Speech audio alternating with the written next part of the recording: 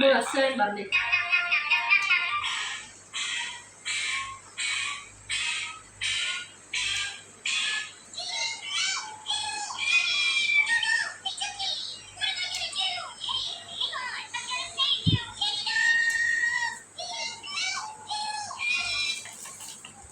mưa bị nhầm đó bên á tiếc nhầm đó đệm không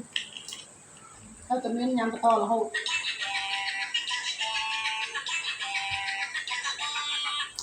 ô quá ta cả cái xe thì dùng mình nắng ô cả đẹp luôn trong đây dùng mà hành nhắm chết chắc rồi anh chị chết óc chị đi đặt cho tôi nhiều một mồm nhầm nhầm